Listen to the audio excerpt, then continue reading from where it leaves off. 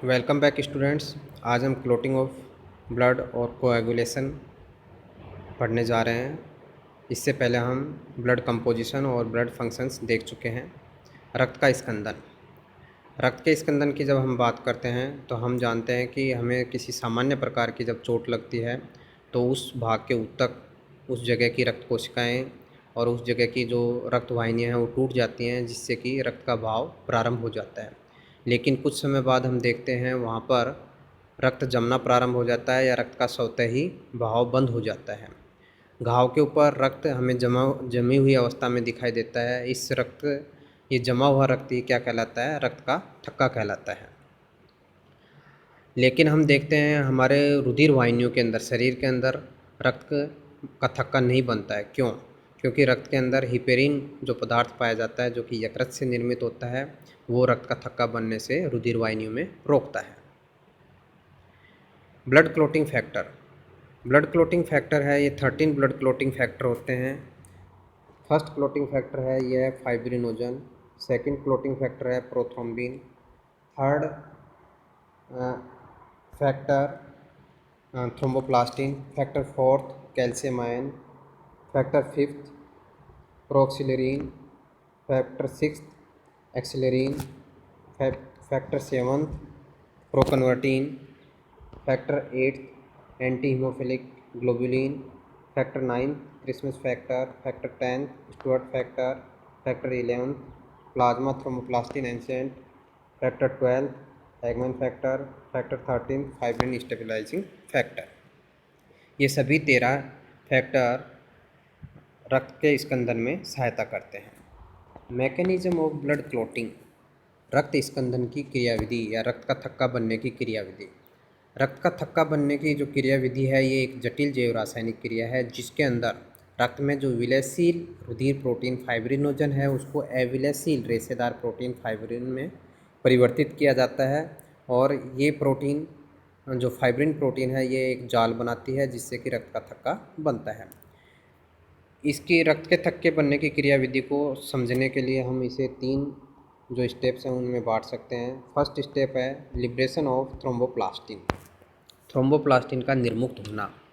चोटग्रस्त भाग के जो क्षतिग्रस्त ऊतक हैं उनसे थ्रोम्बोप्लास्टिन नामक लिपोप्रोटीन मुक्त होती है। इसके अतिरिक्त क्षतिग्रस्त जो रुधिर कोशिकाएं हैं उनसे ब्लड प्लेटलेट्स निकलती हैं। ये प्लेटलेट्स भी विघटित हो जाती हैं और इनसे प्लेटलेट फैक्टर थर्ड मुक्त होता है। ये पदार्थ प्लाज्मा में उपस्थित कैल्शियम आयन और कुछ प्लाज्मा प्रोटीन से सहयोग करके प्रोथ्रोम्बिनेज नामक एंजाइम बनाते हैं। तो इस तरीके से हम कह सकते हैं कि प्रोथ्रोम्बिनेज जो एंजाइम है वो thromboplastin, platelets factor third, calcium ion और प्लाज्मा प्रोटीन्स के मिलने से बनता है। सेकेंड स्टेप है conversion of prothrombin into thrombin. जैसा कि हम जानते हैं, रक्त के संगठन में हम देख चुके थे कि प्लाज्मा के अंदर कुछ प्लाज्मा प्रोटीन पाए जाते हैं, जिसमें प्रोथ्रोम्बिन भी एक प्लाज्मा प्रोटीन है जो कि अघुलनशील, जो कि निष्क्रिय अवस्था में होती है। और इस निष्क्रिय प्रोथ्रोम्बिन को प्रोथ्रोम्बिनेज नामक एंजाइम के द्वारा सक्रिय थ्रोम्बिन में परिवर्तित कर दिया जाता है। साथ में कैल्शियम आयन भी इसमें सहायता करता है। तो इस तरीके से हम देखेंगे प्रोथ्रोम्बिनेज और कैल्शियम आयन की उपस्थिति में प्रोथ्रोम्बिन जो कि निष्क्रिय अवस्था है उसको सक्रिय थ्रोम्बिन के अंदर बदल दिया जाता है। Step third conversion of fibrinogen into fibrin. Fibrinogen भी एक प्लाज्मा प्रोटीन है जो कि घुलनशील प्लाज्मा प्रोटीन है। इस फाइब्रिनोजन को थ्रोम्बिन की उपस्थिति में इस फाइब्रिनोजन का पॉलीमराइजेशन किया जाता है, जिससे कि फाइब्रिन के अघुलनशील पॉलीमर्स अणुओं का निर्माण होता है। और ये फाइब्रिन के जो प्रोटीन तंतु हैं ये थक्का बनाने का काम करते हैं। आधुनिक मत के अनुसार ये माना जाता है कि फाइब्रिन का जो अणु है ये प्रारंभ में अघुलनशील न होकर के घुलनशील होता है, किंतु कैल्शियम आयन और फाइब्रिन स्टेबलाइजिंग फैक्टर जो कि 13th ब्लड क्लॉटिंग फैक्टर है, इसकी उपस्थिति में ये अघुलनशील महीन सूत्रों में बदल जाता है। और ये अघुलनशील महीन सूत्र रुधिर प्लाज्मा से अलग होकर के एक डेंस नेटवर्क घाव के ऊपर बना लेते हैं, जिसके अंदर रक्त कणिकाएँ फंस जाती हैं और इस तरीके से रक्त का थक्का 2 से लेकर 8 मिनट के अंदर चोट वाले स्थान पर बन जाता है।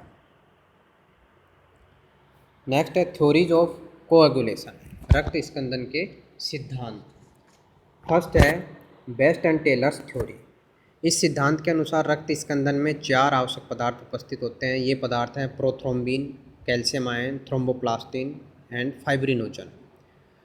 इस मत के अनुसार क्षतिग्रस्त ऊतक से थ्रोम्बोप्लास्टिन नामक पदार्थ मुक्त होता है, जो कि कैल्शियम की उपस्थिति में प्लाज्मा में उपस्थित निष्क्रिय प्रोथ्रोम्बिन को सक्रिय प्रोथ्रोम्बिन में बदल देता है। इसके पश्चात थ्रोम्बिन है, ये रक्त में उपस्थित घुलनशील फाइब्रिनोजन को अघुलनशील फाइब्रिन में बदल देता है और ये फाइब्रिन जालिका का निर्माण करते हैं, जिसके अंदर रक्त कणिकाएं फंस जाती हैं और रक्त का थक्का बन जाता है। सेकंड थ्योरी है होवेल्स थ्योरी। इस सिद्धांत के अनुसार रक्त का थक्का निम्न 2 चरणों में पूर्ण होता है। फर्स्ट चरण है प्रोथ्रोम्बिन से थ्रोम्बिन का निर्माण और सेकंड चरण है फाइब्रिनोजन पर थ्रोम्बिन की क्रिया।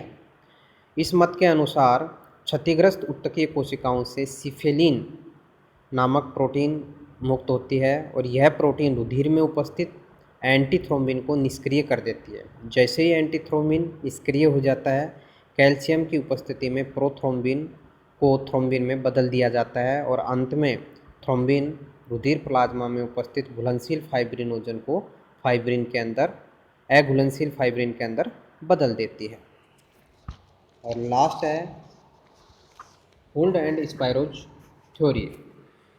इस मत के अनुसार या इस सिद्धांत के अनुसार रक्त प्लेटलेट से थ्रोम्बोकाइनेज नामक एंजाइम बाहर निकलता है, जो कि कैल्शियम की उपस्थिति में प्लाज्मा में उपस्थित अक्रिय प्रोथ्रोम्बिन को सक्रिय थ्रोम्बिन में बदल देता है और अंत में थ्रोम्बिन है, ये घुलनशील फाइब्रिनोजन को अघुलनशील फाइब्रिन में बदल देती है और ये फाइब्रिन प्रोटीन तंतु जालिका का निर्माण करते हैं, जिनमें कि रक्त कणिकाएं फंस जाती हैं और इनसे ब्लड का थक्का बनता है।